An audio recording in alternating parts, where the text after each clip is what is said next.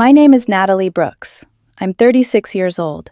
And the strange thing about the moment your life starts sliding toward a second disaster is that it rarely announces itself like danger. It doesn't come with thunder. It doesn't arrive wearing a villain's face. Sometimes it just knocks softly at your front door at 9:47 on a Monday night, looking like regret, looking like sickness, looking like the ghost of someone you already buried in your mind. 2 years earlier, I had ended things with Evan Brooks. He wasn't my husband. We never made it that far. But for 6 years, he had been the center of my life in every way that mattered. We had built routines together, shared a home, shared plans, shared the kind of future people quietly assume is permanent until one day it isn't. And then I found out he had been cheating on me. Not once, not impulsively, not in some tragic, drunken mistake he could barely explain. For 8 months. 8 months of lies. 8 months of text messages sent from across the dinner table. 8 months of excuses, fake late nights, and a second life I knew nothing about. I found out the way people usually find out in stories like this. Not because he confessed, not because guilt finally reached him, but because someone else got careless. A woman's scarf. Expensive perfume that wasn't mine. Then a name. Then the truth. Her name was Vanessa Cole, his ex-girlfriend. The woman he once told me was ancient history. There is something uniquely humiliating about learning that the person who betrayed you didn't even choose someone new. He circled backward into something unfinished, something familiar, something easy. The breakup had been vicious. He wanted more than he deserved. He argued over furniture he never paid for, over money he never saved, over space he had already contaminated with lies. My attorney shut most of it down because the house was legally mine, purchased before we had ever moved in together, and most of the accounts were in my name.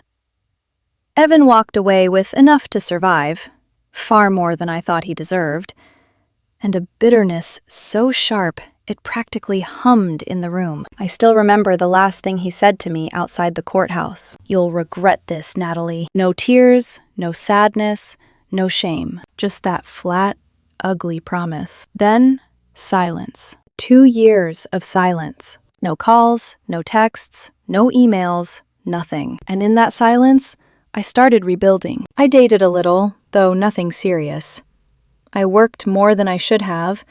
I painted the guest room, changed the locks, replaced the mattress in the bedroom because some objects hold memory, like stains.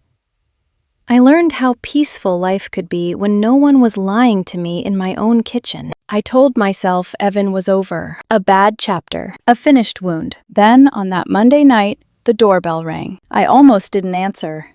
It was late, and I wasn't expecting anyone. But something in me, the old instinct women are taught never to trust and always to obey, made me glance through the side window first. And there he was. For one impossible second, I didn't recognize him. He had lost weight. A lot of it. His face looked hollowed out, all sharp angles and drained skin. There were dark circles under his eyes, and his hair looked thinner than I remembered, flattened under the hood of an oversized sweatshirt. He stood on my porch, like the cold was holding him upright by force. I opened the door halfway and kept the chain latched. "Evan?" His eyes lifted to mine, and even that movement looked tired. "Natalie," he said softly, "I need to talk to you. Please. It's important." Every nerve in my body tightened. There are people your body remembers before your mind does. Evan had once been one of them. I knew the cadence of his voice, the shape of his silences, the exact expression he wore when he wanted sympathy more than honesty. But this version of him, this version looked like he had been scraped hollow. "What are you doing here?" I asked. He swallowed. "Can I come in for 5 minutes?" "No." His mouth twitched faintly, not quite hurt, not quite surprise. As if he'd expected resistance, but hoped frailty might weaken it. "Natalie," he said again, quieter this time. "I wouldn't be here if it wasn't serious." I should have closed the door. That is the sentence that still echoes when I think back on that night. I should have closed the door. But compassion is dangerous when it still remembers who someone used to be. I unlatched the chain and stepped back just enough to let him in. 5 minutes, I said. He nodded like even that mercy cost him something. He walked slowly into the living room, each step careful, deliberate. Not dramatic, not theatrical, just controlled in a way that made me wonder if he was in pain and trying not to show it. He sat on the couch with a quiet exhale and pulled a thick manila folder from under his arm. Then he looked at me, and I felt fear before I felt sympathy. "I have cancer," he said. The room went silent. Not ordinary silence, the kind that changes the temperature of the air. I stared at him, waiting for some sign that this was another manipulation, some grotesque emotional trick. But his face didn't move. He just handed me the folder. "Stage 4 colon cancer," he said. "They gave me 6 months, maybe less." My fingers felt strangely numb as I opened it. Inside were documents from a major medical center, lab reports, imaging summaries, doctor signatures, official logos, a treatment schedule. One page had the diagnosis typed so plainly, it made my stomach twist. "Stage 4 adenocarcinoma." I read it twice, then a third time, as if repetition might turn it fake. "I've been doing chemo for 3 months," he said. "It's not working." I looked up. His eyes were wet, but his voice wasn't trembling. That made it worse. A rehearsed sob would have been easier to distrust. This felt exhausted, flattened, real. "They told me to get my affairs in order," he said. "There aren't many affairs left." Something cold moved through me. For 2 years, I had imagined 1,000 versions of Evan returning.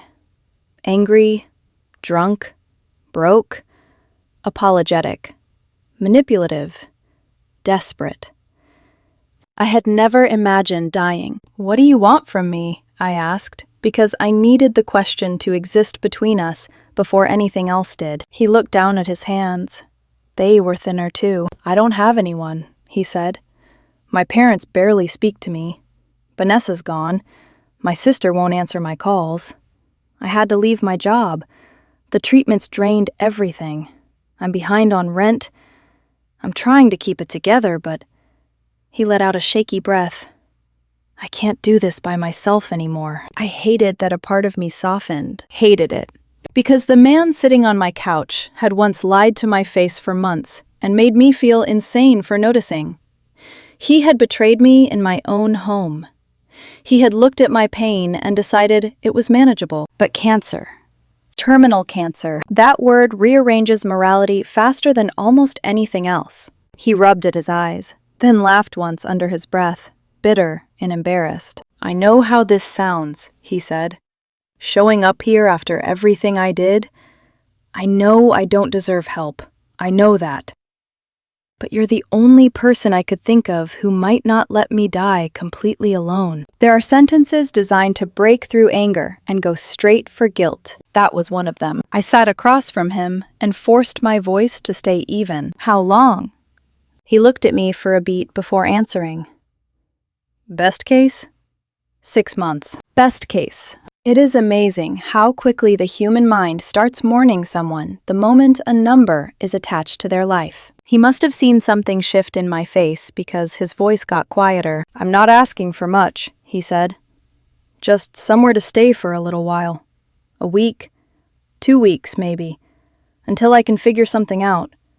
I can't keep paying for the apartment and treatment. I'm drowning."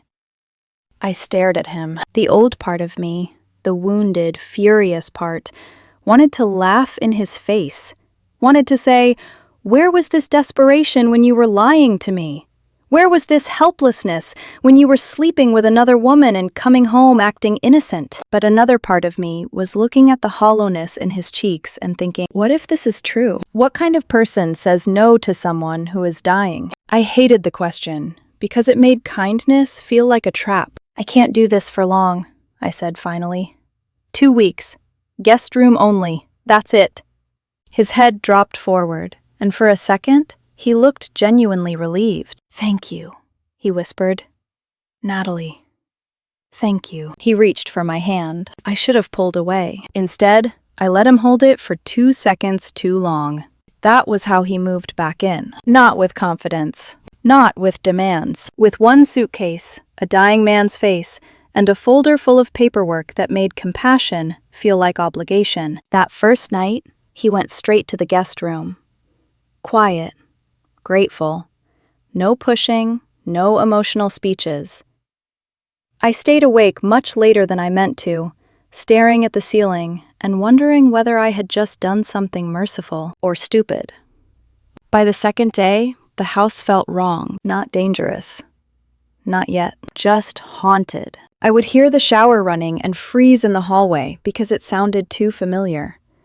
I would come home from work and see his shoes by the door and feel this sick little recoil in my chest, like my life had reopened a door I had spent 2 years sealing shut. And yet, he played the role perfectly. He slept late, moved slowly, ate very little, spent long stretches in the guest room with the door half closed. When he did talk, he was subdued, almost humbled. He thanked me too often, asked nothing invasive, kept his eyes down. On the third night, I came home to the smell of baked pasta, lasagna, my favorite. I stopped in the kitchen doorway and just stared. Evan was standing at the stove in a soft gray t-shirt, a dish towel over one shoulder, like some distorted memory of a life I no longer had. He turned. I wanted to do something useful, he said. You've been taking care of me. The sight of him there made something twist inside me. Not warmth. Not exactly. Something closer to grief. Because this was always the cruelest thing about him. He knew how to look like the man I once loved at exactly the moment it was most effective. You did? I know. We ate together at the table. Normal. He asked about work. I gave vague answers. He told me chemo made food taste strange now, but he wanted to try. He even smiled once or twice, though the smiles seemed tired and thin. It would have been easy, in that moment, to almost believe in a gentler version of the story. One where illness had stripped him down to something honest. One where dying had made him human again. That fantasy lasted until 2:06 a.m. I woke up thirsty and went downstairs for water. As I passed the guest room, I noticed the door was cracked open and the light was on. Evan was sitting upright in bed, phone in hand, smiling. Not just checking a message, smiling. It was quick, private, alive. A smile too bright for a dying man alone in the middle of the night. Then he looked up and saw me. It vanished, instantly. His hand moved over the screen, locking it. Couldn't sleep? I asked. He gave a small shrug. Pain?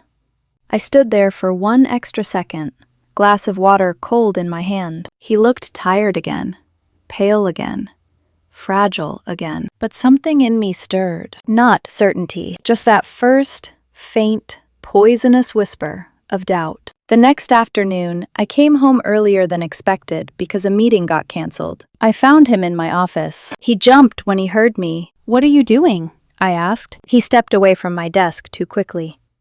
Sorry, my laptop died. I just needed to check my email, some appointment stuff. His explanation came fast, but not panicked. Controlled. Too controlled. I looked at the screen. The browser was open.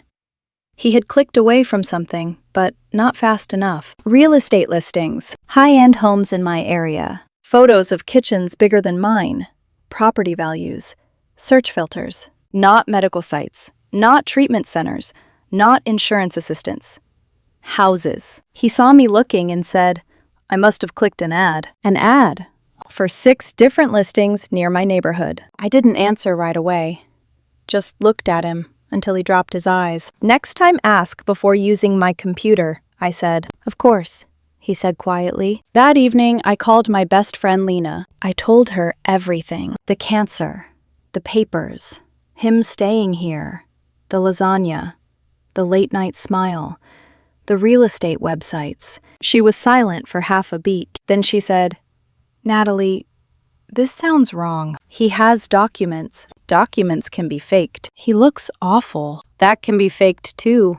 or exaggerated. I sank down onto the edge of my bed and pressed my fingers to my forehead. "I know how it sounds," I said.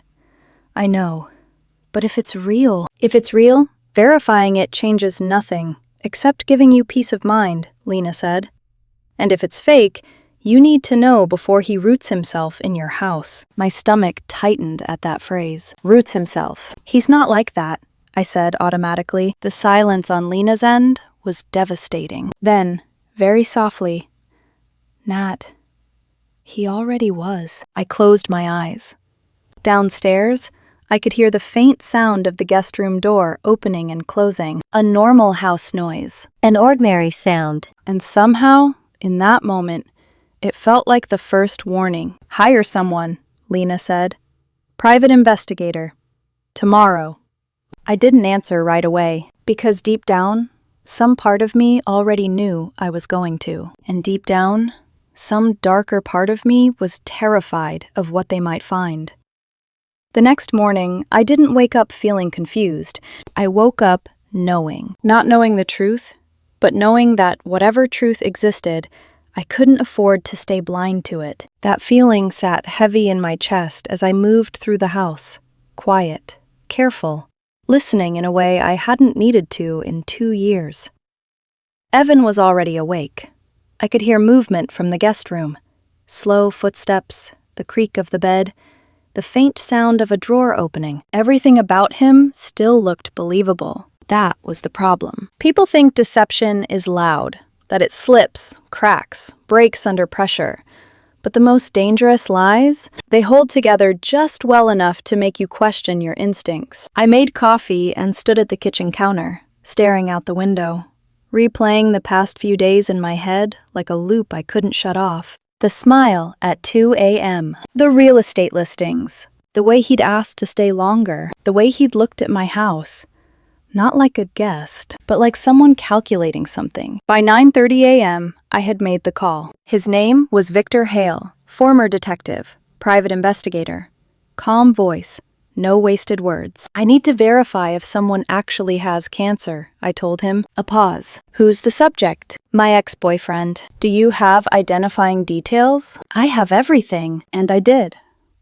Full name, date of birth, the hospital name printed across those documents, even copies of the paperwork he had handed me, which I had quietly photographed the night before when he was in the shower. 48 hours, Victor said. 2,000 up front.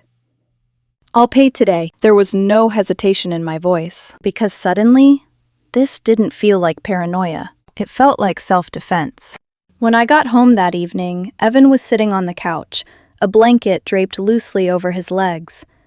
The TV was on, but muted. He looked up when I walked in, and for a split second, I caught something in his eyes. Relief. Then it vanished. "You're home early," he said softly. Work was light. He nodded, like he accepted that without question. Like he wasn't wondering where I'd actually been. "I was thinking," he started, then hesitated. "Do you think I could stay a little longer than 2 weeks?" There it was. Too soon. Too direct. I set my bag down slowly. "How much longer?" He looked down, rubbing his hands together like he was trying to warm them. "Maybe a month," he said. "The treatments are worse than I expected. I don't think I can handle moving around right now." A month. 30 days. The number hit me harder than it should have. 30 days to establish residency. The thought flashed through my mind, sharp and cold, before I could stop it. I forced my face to stay neutral. "We'll talk about it," I said. He looked disappointed, but not surprised. That was the second thing that bothered me. He didn't push. Evan had always pushed before. Now he was waiting, like someone confident time was on his side. Day 6. Saturday morning. Victor didn't call. I tried not to check my phone every 10 minutes, but I failed. By noon, my nerves were stretched thin enough to hum. So I did something I hadn't done since he moved in. I left the house for 2 hours. Told Evan I was going to the gym. He nodded, told me to take my time. That smile again. Soft, controlled. I drove around the block once after leaving, then parked half a street away and waited. 5 minutes. 10. 15. Nothing. I told myself I was being ridiculous and finally drove off. When I came back 2 hours later, the front door was unlocked. I knew I had locked it. My pulse spiked as I stepped inside. Evan? No answer. I moved through the living room, then down the hallway, and stopped cold at my bedroom door. It was open. He was inside, standing at my closet, not touching clothes, not looking for anything casual. His attention was fixed on the top shelf, the one I never used for everyday things, the one that held my most important documents. He turned when he heard me, too fast. Guilty. It was unmistakable this time. "What are you doing?" I asked. His expression scrambled for something believable. "I was looking for a sweater," he said quickly. "It's cold, and I didn't bring enough." "My clothes are in the drawers," I cut in. His eyes flicked toward them. Too late. "Right. Sorry. Brain fog. The meds." He laughed weakly, like that explained everything. But he didn't step away immediately, and that told me more than anything else. I walked past him, opened the closet wider, and deliberately moved a stack of boxes on the top shelf. Property deed, insurance papers, copies of my will. Everything still there, but now it felt exposed. "I'll get you a sweater," I said, my voice flat. He nodded, backing out of the room. "Thanks." When he left, I stood there for a long moment, staring at that shelf. Then I took everything down, all of it, packed it into a bag. And that night, I drove to the bank and put every single document into a safe deposit box. Day 8, Monday morning. Victor called. "Can you meet today?" he asked.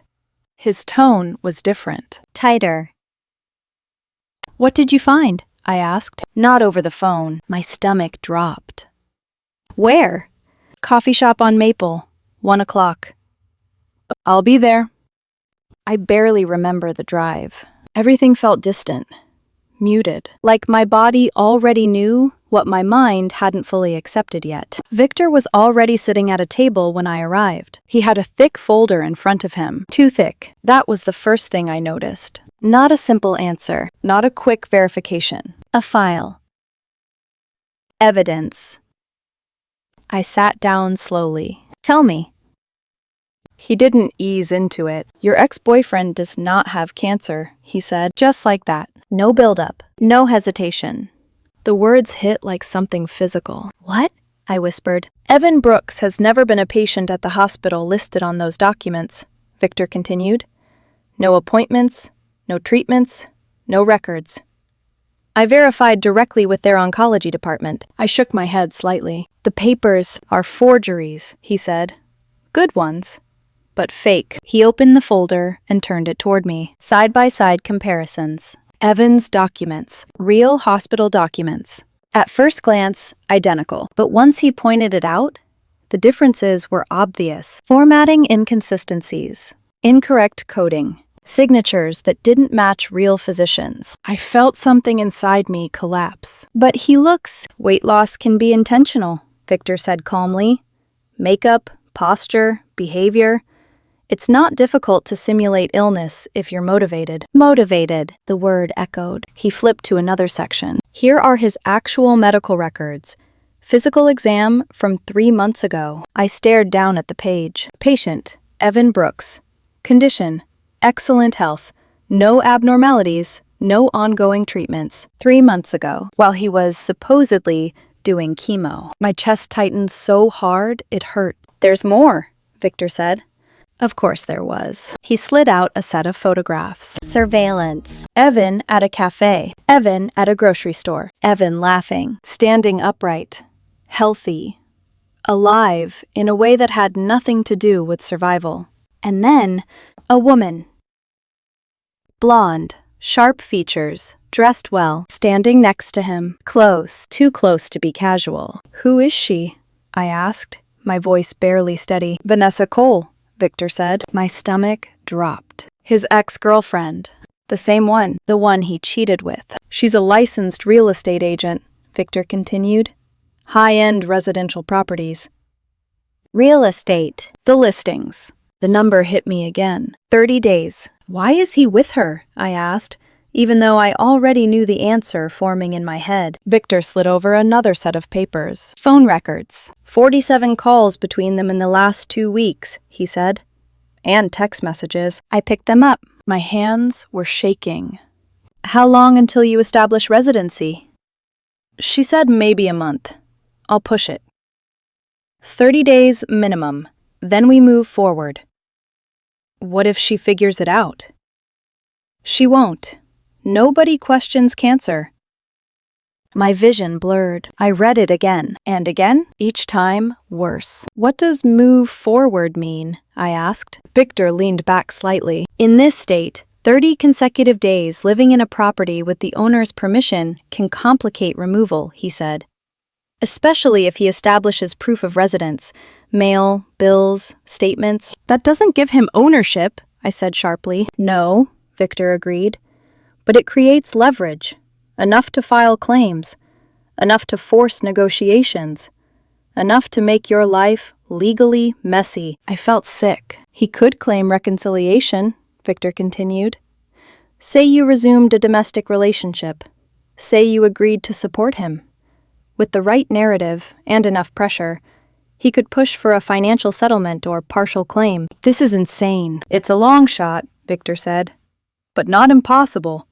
And based on what I've seen, they were planning it. Planning. Not desperation, not fear. Strategy. He flipped to the last section. Bank statements. You said he told you he was broke, Victor said. I nodded slowly. He has over $30,000 across accounts, Victor said. Recent spending, restaurants, retail, normal activity. No medical debt, no treatment expenses. Every piece of the story shattered. Cleanly. Completely. What do I do? I asked. Victor didn't hesitate. Get him out today, he said. Immediately. Document everything. If he refuses, call the police. If he threatens legal action, you have overwhelming evidence of fraud. Fraud.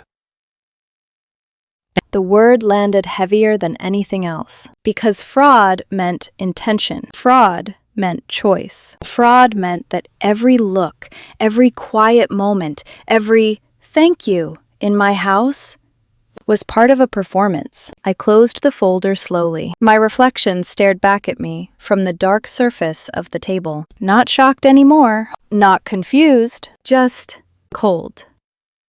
I'm going home, I said. Victor nodded. Be careful, he added. I stood up, gripping the folder tighter than I realized, because for the second time in my life, I was about to confront Evan Brooks. Only this time, I knew exactly who he was.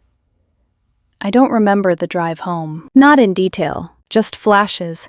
Red lights I didn't register, turns I don't recall making, the tight, suffocating pressure in my chest that never eased the entire way. By the time I pulled into my driveway, something inside me had already shifted. The confusion was gone. So was the hesitation. What remained was something colder, clearer. I walked into the house at exactly 2:43 p.m. Victor's folder pressed tightly against my side. Evan was in the kitchen, making tea, like nothing had changed, like the past 8 days hadn't been a carefully constructed lie. He looked up when he heard me and smiled, that same soft, controlled smile he had been using all week. You're back early, he said. I was thinking maybe we could order dinner tonight. There's a Thai place you used to like. Evan, I said. My voice cut through his sentence so cleanly it almost startled him. His smile faded just slightly. We need to talk. Something in my tone must have reached him, because he didn't try to finish the thought. He just nodded slowly and set the mug down. Okay, he said. I placed the folder on the counter between us. Not gently, not violently either. Just deliberately. What's this? He asked. Answers. He didn't touch it, didn't move closer, just stood there, watching me in that careful, measured way I now recognized as calculation. I opened the folder myself, pulled out the first document. The hospital you listed? I said. They have no record of you. Silence. No immediate denial, no confusion, just stillness. No appointments, I continued. No treatments. No patient under your name. Nothing. His face didn't change right away. That was the most disturbing part. It wasn't shock. It wasn't fear. It was assessment, like he was deciding which version of the truth to use. I don't know what you're talking about, he said finally. I almost laughed. Almost. Instead, I reached into the folder again and pulled out the comparison documents Victor had given me. Your paperwork, I said, laying it flat. Next to real hospital records, I pointed to the inconsistencies. The formatting. The signatures. The documents you gave me are fake. His jaw tightened. Still no panic. Still no apology. Just tension. I moved on. Faster now. More direct. I hired a private investigator, I said. He pulled your real medical records. That did it. A flicker. Small, but unmistakable. Physical exam, 3 months ago, I continued.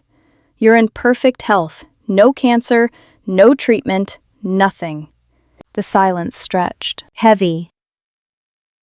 Uncomfortable. Then, you went through my medical records? He asked. Deflection. Predictable. I didn't take the bait. I have surveillance photos, I said, pulling them out and sliding them toward him. You at a cafe, grocery shopping, walking around like a perfectly healthy person. He didn't look at them. Not yet. So I pushed harder. You want to explain Vanessa? That got his attention. His eyes snapped to the photos, then back to me, too quickly. She's a client, he said. I stared at him, and for the first time since he walked back into my life, I felt nothing. No anger, no hurt. Just absolute, complete clarity. 47 calls in 2 weeks, I said. That's not a client. He didn't answer, so I reached into the folder one last time and pulled out the texts. The ones I had read over and over until the words felt burned into my brain. I slid them across the counter. Slowly. Read them, I said. He didn't move. Read them. His hand finally reached out. He picked up the pages, and I watched, really watched, as his composure cracked. Not dramatically, not all at once, but enough. Enough for me to see the truth settle into his face. How long until you establish residency? She said maybe a month. I'll push it. 30 days minimum. Then we move forward. What if she figures it out? She won't. Nobody questions cancer. He read them. Once. Twice.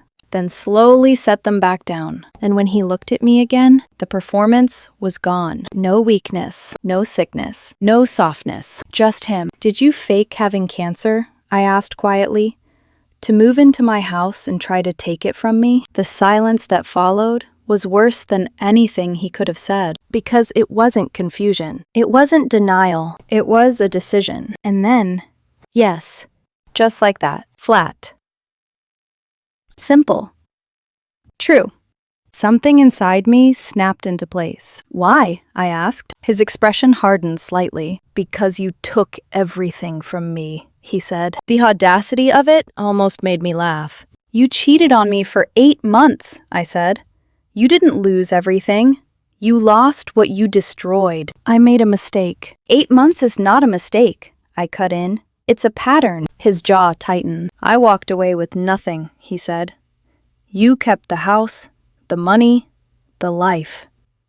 I kept what was legally mine. You kept everything, he repeated. And your solution, I said slowly, was to fake terminal cancer? He didn't answer. Didn't need to. How long were you planning to keep this going? I asked. 30 days, he said. There it was again. That number. Cold. Calculated. Vanessa said I needed at least that long to establish residency, he continued.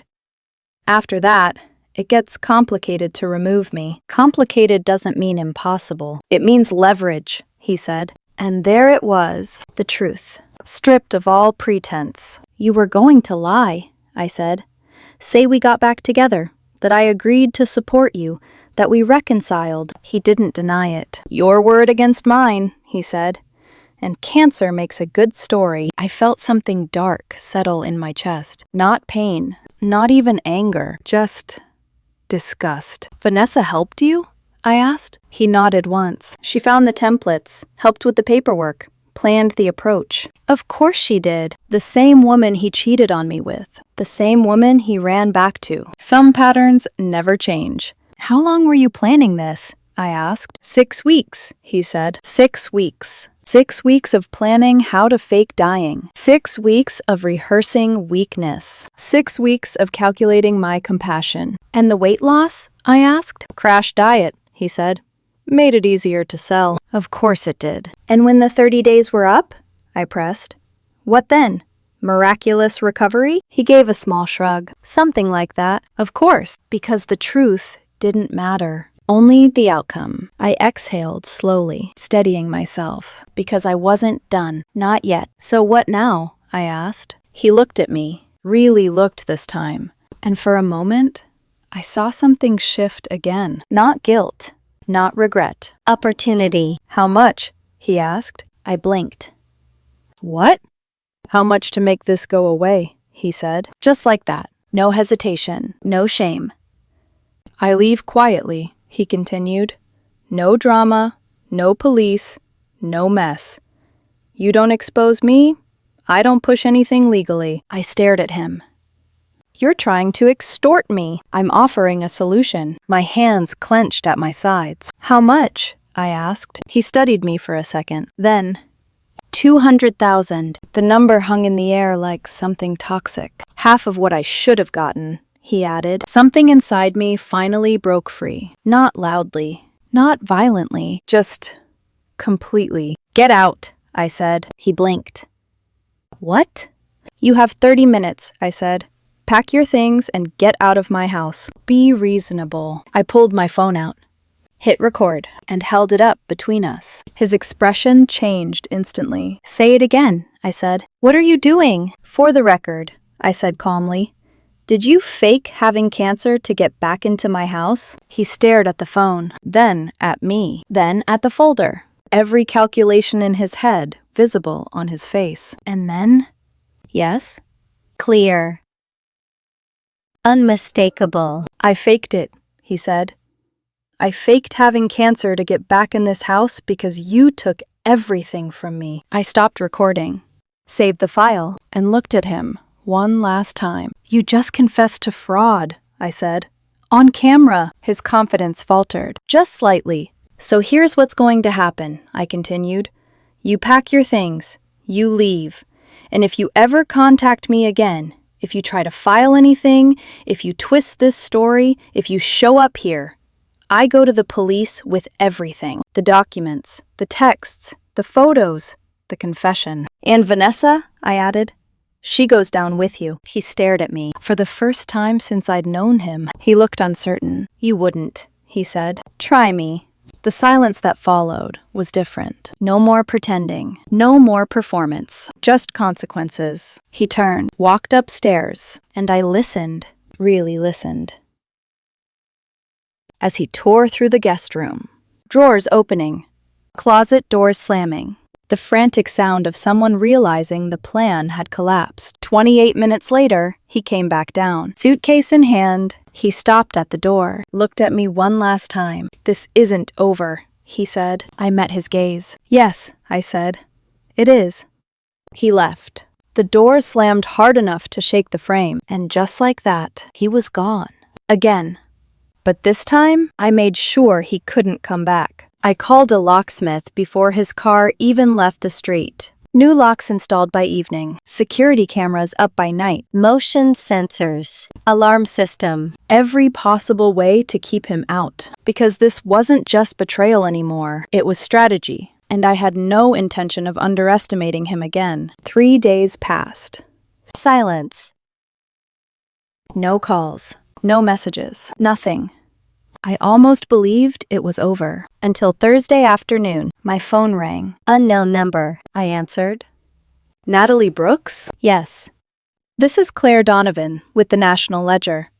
I'm working on a story about cancer fraud. My blood ran cold. I understand your ex-boyfriend recently claimed to have terminal cancer and that you forced him out of your home, she continued. Would you like to comment? I closed my eyes. Of course. He didn't stop. He just changed tactics. And suddenly, this wasn't private anymore. For a second, I didn't answer. Not because I didn't know what to say, but because I understood exactly what had just happened. Evan hadn't given up. He'd just moved the battlefield. He contacted you first, I said. It wasn't a question. Claire Donovan didn't hesitate. Yes. He said you removed him from your home while he was terminally ill. That you refused to help him because of personal resentment. Of course he did. Of course he chose that version. Because it was clean. Simple. Emotional. The kind of story people believe before they ask questions. I let out a slow breath. I have proof he lied about everything, I said. Medical records, forged documents, text messages, a recorded confession. There was a pause on her end. Then, I'd like to see that. We met an hour later at a quiet cafe. I brought everything. The full folder Victor had given me, plus the recording, plus the copies I had already backed up in 3 different places. Because somewhere between the confrontation and that phone call, I had realized something important. This wasn't just about removing him from my house anymore. This was about making sure he never did this to anyone else again. Claire sat across from me, professional, but curious. At first, then page by page, photo by photo, text by text, and I watched her expression change. Confusion, concern, shock, disbelief. Wait, she said at one point, flipping back through the documents. He said he was undergoing chemotherapy. These are completely fabricated. Yes. And these texts, she looked up at me. He was planning this before he ever came back here. Yes. And this, she tapped the recording on my phone. This is him admitting everything? Yes. I pressed play. Evan's voice filled the space between us. Calm. Clear. Unmistakable. Yes, I faked it. Claire didn't interrupt, didn't speak until it ended. Then she leaned back slightly, exhaling. This is bigger than what he told us, she said. He told you what made him the victim, I replied. She nodded slowly. Can I use all of this? Yes, I said. All of it. No hesitation. No doubt. Because for the first time since he knocked on my door, I wasn't reacting anymore. I was deciding. And what I decided was that he didn't get to control the story. The article dropped Friday morning. I didn't read it right away. I didn't need to. Because by 8:12 a.m., my phone started exploding. Messages. Calls. Notifications. By the time I finally opened the article, it was already everywhere. Local man fakes terminal cancer in elaborate housing scam. His face was right there at the top. Not pale, not weak, not dying. Healthy.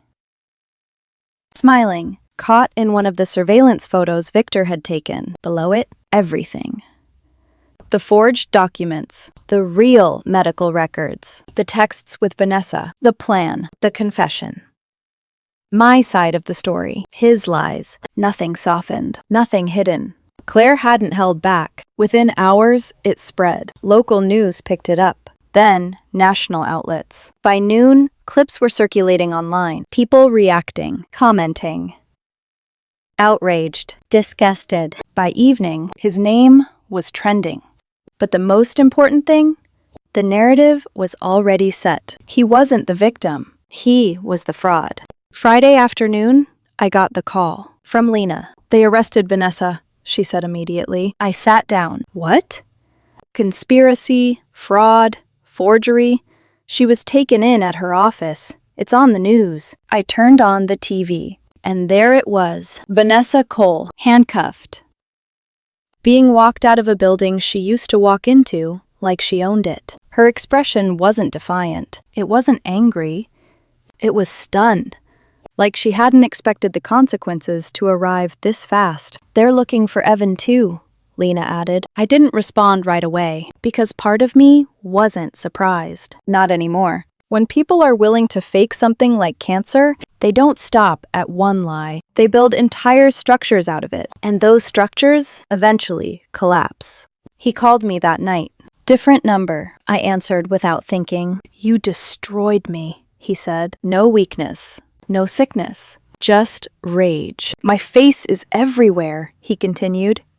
People are calling me a monster. I lost my job. I have nowhere to go. I let him talk, because now I could hear it clearly. The entitlement, the lack of accountability, the same voice that had stood in my kitchen and told me I took everything from him. You did this to yourself, I said. I made a mistake. No, I cut in.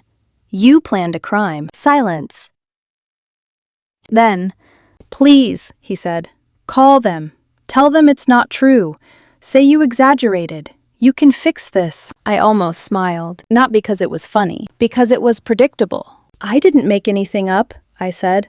You did. You're ruining my life. You tried to steal mine. Another silence, longer this time. He tried one last angle. I'll tell people what really happened, he said. About us. About how you drove me to it. I leaned back slightly. Go ahead, I said.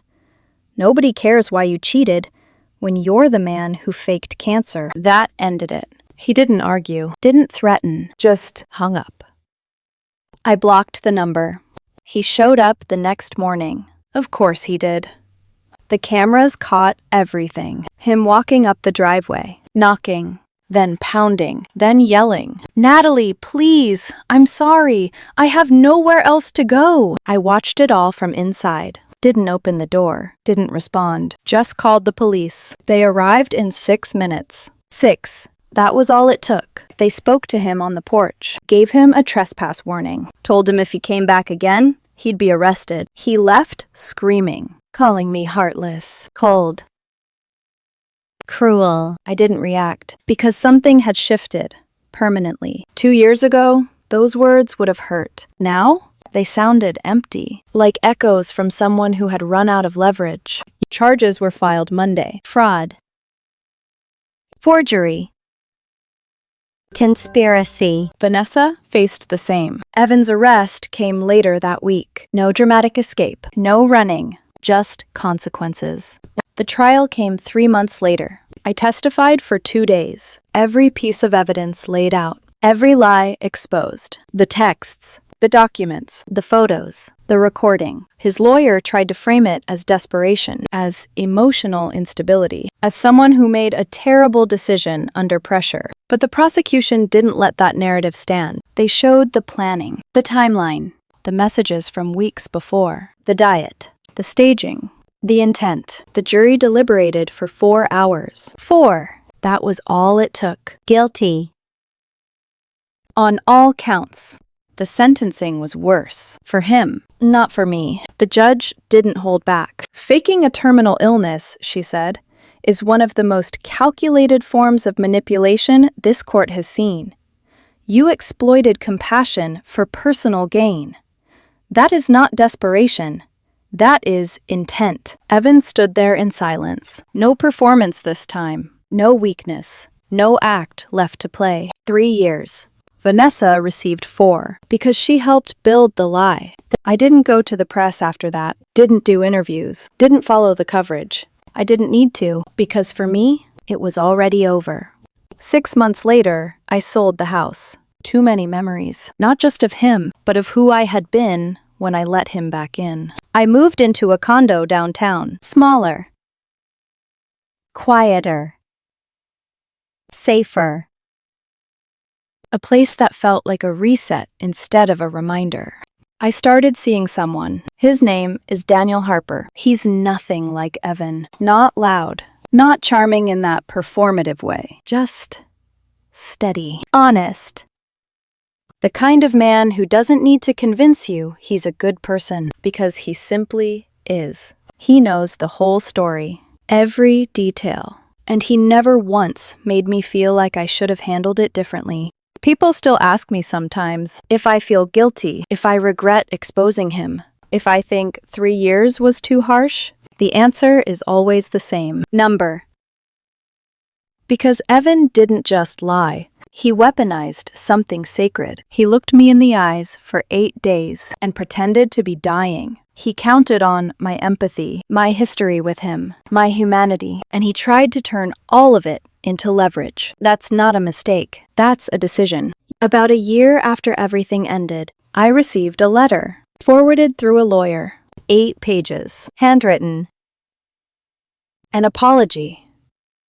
He said he'd changed, that he understood what he did, that he thought about it every day, that he was sorry, that he hoped someday I could forgive him. I read it once, then I shredded it, because some apologies come too late. Some betrayals go too deep, and some lies are too big to ever come back from. I don't hate him, not anymore. Hate requires energy, and I gave enough of that already. What I feel now is something simpler. Final.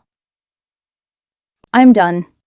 With him, with what he did, with what he tried to take from me. I sleep well now, better than I have in years, because my life is quiet again, honest again, mine again. And if there's one thing I've learned, it's this. If someone shows up at your door with a story that feels just a little too perfect, verify it. Especially if they have something to gain. Especially if they've lied before, because there are people in this world who will fake anything, even death, if they think it will get them what they want. He wanted my house, my sympathy, my silence. He got none of it. And that's how the story ends.